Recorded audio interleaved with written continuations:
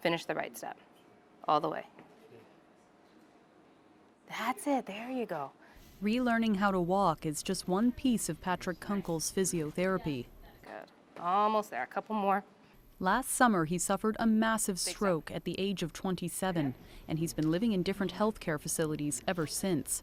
First in the intensive care unit at St. Michael's Hospital, and for the last few months here at the Toronto Rehabilitation Institute.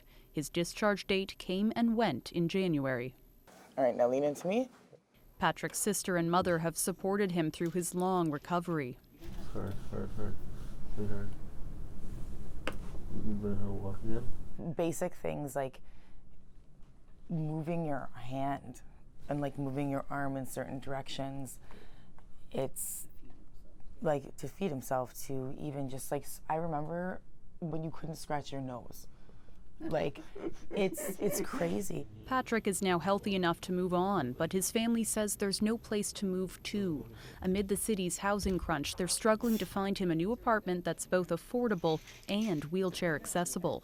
So it really puts people in a very precarious position when something like, when a tragedy like this happens to a family, and in a city like Toronto where we don't have options for affordable housing. It's very stressful. That kind of housing just is very hard to find. The hospital's medical director says it's a common concern for patients and families. Individuals who have these very complicated situations where they need accessible housing, supportive housing, then we really can't manufacture that from nowhere. It's got to be really a hard time for us to get them home. In Patrick's case, he'll be getting $1,200 a month in Ontario disability income. Experts say the average one-bedroom apartment goes for more than $2,000. You need an accessible place. Not every place in Toronto has been built to be accessible.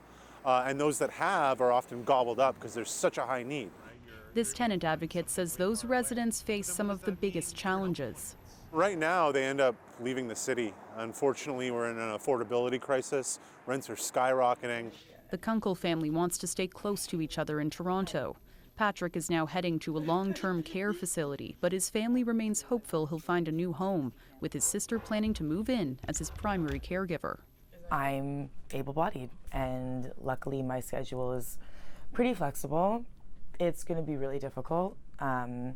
Financially, I have no idea how this is going to work because the city is just not like, it's not like housing is not accessible.